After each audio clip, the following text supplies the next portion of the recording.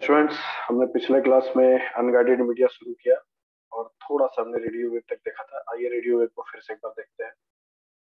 तो radio wave electromagnetic radiation का ऐसा एक स्पेक्ट्रम है जिसका वेवलेंथ सबसे ज्यादा बड़ा होता है और ये ओमनी डायरेक्शनल होता है, किसी भी दिशा में वो कर सकता है, फैल सकता है और ये हानिकारक नहीं ही होता है। ठीक है।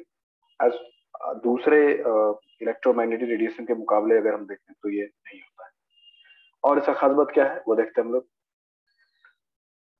ओमनी डायरेक्शनल तो होता ही है, साथ ही साथ क्या है, इसका फ्रीक्वेंसी 3 किलोहर्ट्ज से 1 किलोहर्ट्ज तक होता है।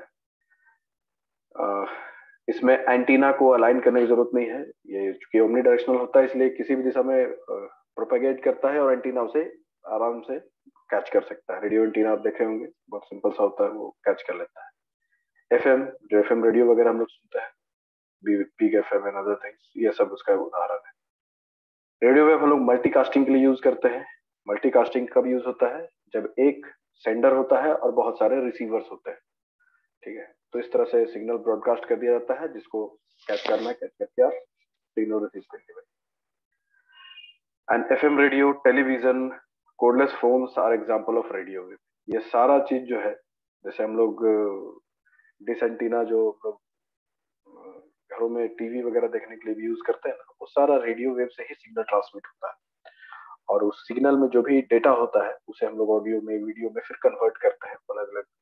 आई मीन टीवी है तो टीवी खुद एक डिवाइस है जो उस तरह के सिग्नल को ऑडियो वीडियो में कन्वर्ट कर देता है। एडवांटेज ऑफ रेडियो वेव देखते हैं हम लोग। Radio transmission is mainly use for wide area network and mobile cellular phones. ये वाइड एरिया नेटवर्क मतलब वाइड वाइड एरिया नेटवर्क एक सबसे बड़ा नेटवर्क को कहते हैं हम लोग। लोकल एरिया नेटवर्क छोटा नेटवर्क हो गया। मेट्रोपॉलिटन एरिया नेटवर्क, जो एक शहर में, बड़े शहरों में जो नेटवर्क होता है, एक बिल्डिंग से दूसरे, एक शहर के छोर से दूसरे छोर तक अगर कोई नेटवर्किंग है तो वो मेट्रोपॉलिटन एरिया नेटवर्क होता है। वाइड एरिया नेटवर्क में क्या होता है, अलग अलग शहर, अलग अलग देश एक दूसरे से जुड़े हुए होते हैं। तो ये वाइड एरिया नेटवर्क जो होता है सबसे बड़ा टाइप ऑफ नेटवर्क होता है और रेडियो ट्रांसमिशन से ये नेटवर्क हम लोग अचीव करते हैं। Radio wave cover large area and they can penetrate walls. ये दीवारों को भी पेनिट्रेट कर जाता है, इसलिए हम लोग इसका वेवलेंथ बड़ा होता है, आराम से ट्रेवल कर जाता है। तो रेडियो वेव हम लोग रूम के अंदर भी रिसीव कर लेते हैं। और रेडियो ट्रांसमिशन में हायर ट्रांसमिशन रेट होता है, तो हम high amount of data transmit कर सकते हैं। आइए देखते हैं माइक्रोवेव के बारे में। माइक्रोवेव दो प्रकार का होता है, एक टेरेस्ट्रियल माइक्रोवेव होता है, एक सैटेलाइट माइक्रोवेव। अब ये क्या होता है आइए सोचते हैं यहाँ पर। Terrestrial microwave transmission is a technology that transmit the focused beam of signal from one ground-based microwave transmission antenna to another। हाँ, जैसे कि मैंने बताया था रेडियो वेव ओमनी डायरेक्शनल, तो ये नहीं होता है, ये यूनी डायरेक्शनल होता है। माइक्रोवेव एक दिशा में ही ट्रेवल करता है, इसीलिए एक एंटीना लगाया हुआ है और फिर दूसरे छोर में एकदम उसके सीधाई में एक दूसरा एंटीना लगाया हुआ होता है। जरा सा इधर उधर होगा, ऐसे ऐसे, तो वो सिग्नल कैच नहीं कर पाएगा। तो इसको वेल अलाइन करना पड़ता है माइक्रोवेव में, ये चीज करना होता है।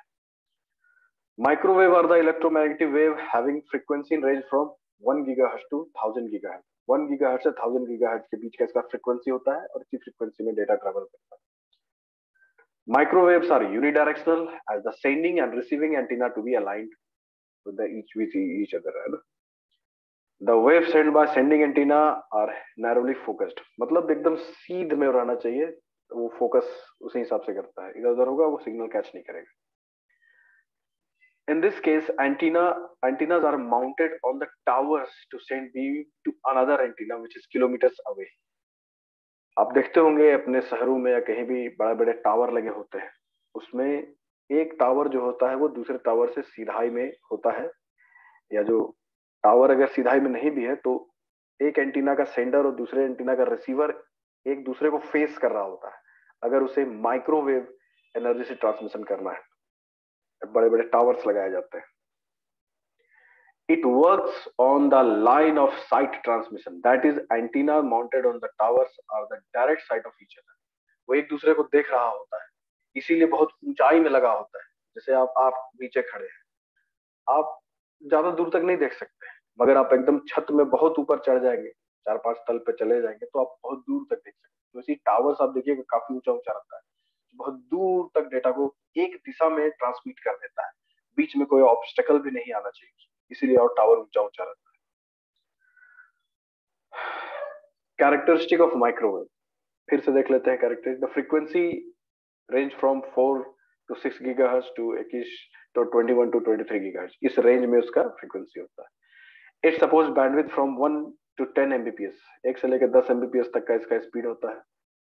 It is inexpensive for short distance, छोटा डिस्टेंस के लिए इनएक्सपेंसिव होता है।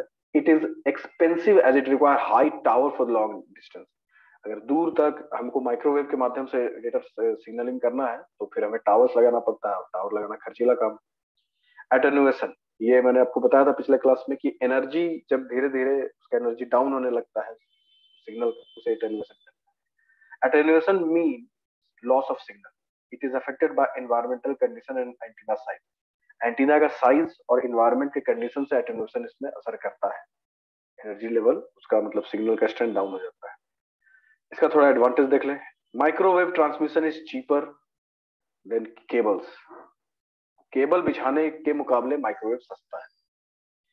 It is free from land acquisition, आपको किसी भी जमीन को एक्वायर करने की जरूरत नहीं है। क्यों? क्योंकि एक जगह टावर लगा दीजिए एकदम ऊंचा, और फिर दूसरे जगह टावर लगा दीजिए, और उस बीच जमीन आपको एक्वायर करने की जरूरत नहीं है, वो हवा में।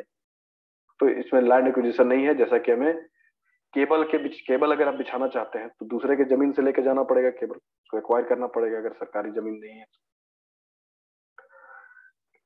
Microwave transmission provides an easy communication in terrains as the installation of cable in terrain quite difficult. Terrain इलाकों में, इस तरह का पहाड़ी इलाकों में केबल बिछाना मुश्किल काम होता है, वहां पर ये माइक्रोवेव बहुत आसानी से काम कर जाता है।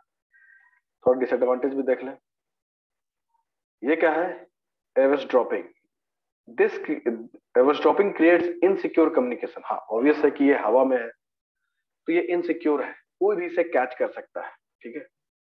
Out of phase signal, a signal can be move out of phase, मतलब अगर एक एंटीना दूसरे एंटीना को अपना डेटा भेज रहा है तो बीच में कोई भी उसको इंटरफेयर चाहे तो कर सकता है, ठीक है। आउट ऑफ फेज उसको भेज सकता है, गड़बड़ गड़बड़ कर सकता है। और इसमें क्या दिक्कत है? सस्पेक्टेबल टू वेदर कंडीशन, मौसम का भी इसमें असर पड़ता है, जैसे कि बरसात है, हवा है, तो इससे भी सिग्नल गड़बड़ाता है, ठीक है। और इसका बैंडविड्थ रेडियो वेव के मुकाबले थोड़ा सा लिमिटेड रहता है। ये हो गया टेरेस्ट्रियल माइक्रोवेव, जहां जमीन पर, टेरेस्ट्री मतलब जमीन होता है, टेरेस्ट्रियल जमीन पर हम लोग टावर वगैरह लगा करके काम करते हैं, ये हो गया। दूसरा तरीका है सैटेलाइट माइक्रोवेव कम्युनिकेशन। यहाँ पर ऑब्वियस है कि सैटेलाइट का इस्तेमाल हो रहा है कम्युनिकेशन पे। ये कैसे काम करता है देखते हैं। सबसे पहले दिखा रहा है कि ये satellite is a physical object that revolve around the earth at known height. पृथ्वी से एक निश्चित दूरी पर, ऊंचाई पर एक सैटेलाइट होता है जो पृथ्वी के साथ साथ घूमता रहता है एक ही ऑर्बिट में, ठीक है। तो वो होता है सैटेलाइट। उसका काम क्या होता है? A satellite communication is more reliable nowadays and is offer more flexibility than cable. Satellite ज्यादा रिलायबल है, ज्यादा भरोसेमंद है केबल और बाकी ऑप्टिक फाइबर के मुकाबले, क्योंकि मान लीजिए केबल कट गया या कुछ हो गया गड़बड़, सैटेलाइट के और आपके बीच तो कोई है नहीं, ऊपर जा रहा है सीधा, ठीक है, तो वहां पर कोई गड़बड़ ही नहीं होता है। We can communicate with any point on the globe by using satellite communication. आप किसी भी कोने में हैं तो सैटेलाइट कम्युनिकेशन से आप आसानी से कम्युनिकेट कर सकते हैं। जहां तार नहीं पहुंच सकता है, केबल नहीं पहुंच सकता है, वहां आप सैटेलाइट से डेटा भेज सकते हैं। How does it works? A satellite accept the signal that is transmitted from the earth station. पृथ्वी से, अर्थ से जो भी सिग्नल ट्रांसमिट किया जाता है वो सिग्नल सैटेलाइट को छोड़ा जाता है, सैटेलाइट तक पहुंचाया जाता है। Then it amplifies the signal, और वो सिग्नल को एम्पलीफाई करके, बढ़ा करके और बेहतर स्ट्रॉन्ग करके इसे रीट्रांसमिट करता है दूसरे स्टेशन में। यानी एक स्टेशन उसे ट्रांसमिट किया, दूसरा स्टेशन उसे रिसीव किया, और इस तरह से कम्युनिकेशन हो गया। Advantage of satellite microwave communication देखते हैं। The coverage area of satellite microwave is more than the terrestrial microwave. Terrestrial microwave के मुकाबले सैटेलाइट वाला कवरेज एरिया ज्यादा है, वो ज्यादा एरिया को कवर कर सकता है। Transmission cost of satellite is independent of the distance from the centre of the coverage area. Transmission का कॉस्ट इसमें डिपेंड ये नहीं करता है कि मतलब ये कहाँ से कहाँ तक इसको भेजना है, क्योंकि ये तो डायरेक्ट सैटेलाइट से ही कम्युनिकेट हो रहा है। सैटेलाइट के लिए पृथ्वी का हर कोना लगभग एक ही दूरी पर होता है। Satellite communication is used in mobile and wireless communication application. ये मोबाइल, देखो मोबाइल डिवाइस का मतलब क्या होता है, मोबाइल हमारे पास भी होता है। ये मोबाइल फोन क्या हो गया, जो एक जगह स्थिर नहीं है, वो मोबाइल है, मूव करता रहता है, इसमें मोबिलिटी है। तो मोबाइल डिवाइसेस अगर है जो हर वक्त चेंज कर रहा है उसका लोकेशन, आज भी अभी यहाँ है तो थोड़ी देर के बाद वो 1 किलोमीटर दूर चला गया है, मैंने मूव कर रहा है, मूविंग है।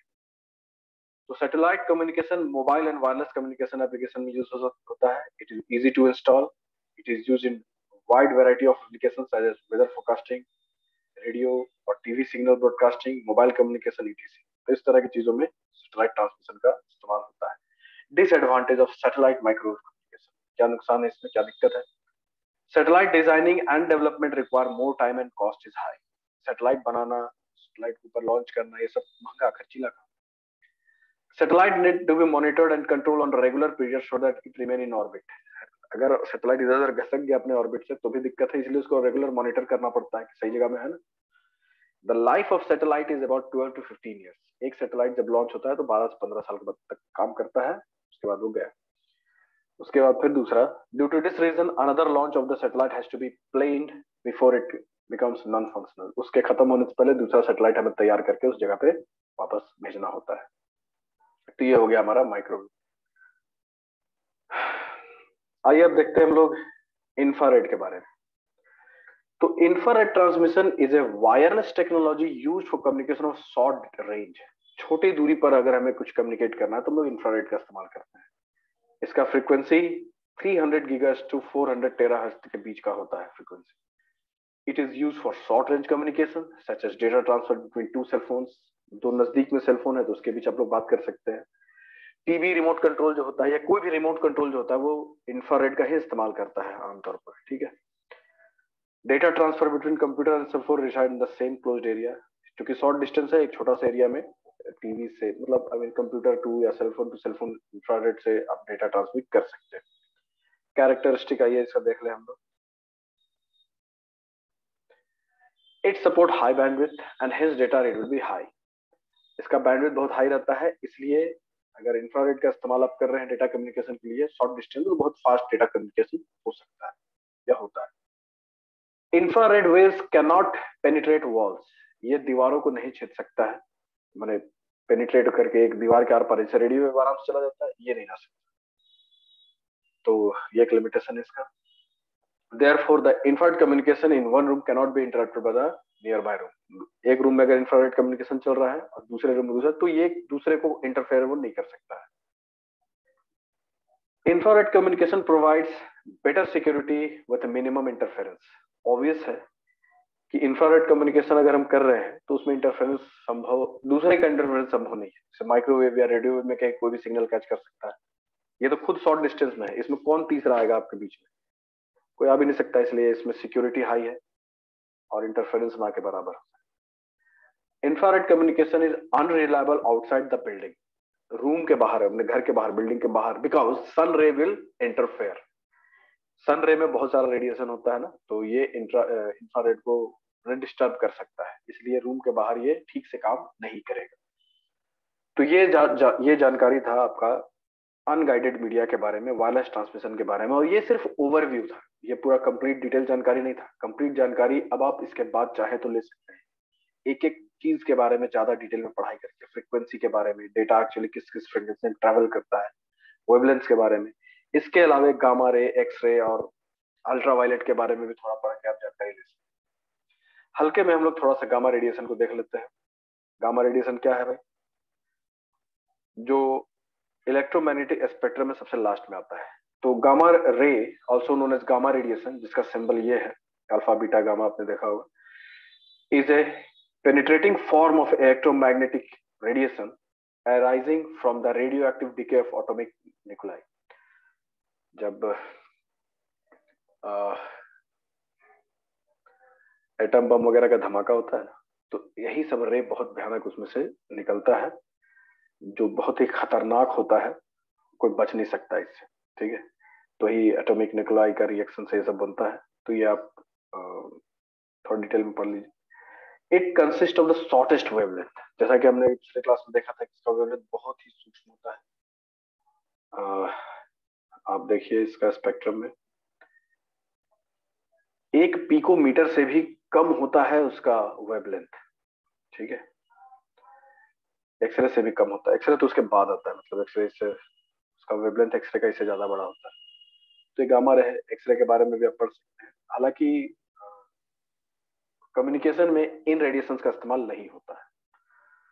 कम्युनिकेशन में किन रेडिएशन का इस्तेमाल होता है? सिर्फ रेडियो वेव का सबसे ज्यादा, फिर माइक्रोवेव और इंफ्रारेड लोकल एरिया के लिए, छोटा मोटा रेंज के लिए। तो उम्मीद करते हैं कि यह सब समझ में आ रहा होगा आपको। तो आज के लिए इतना ही। Thank you.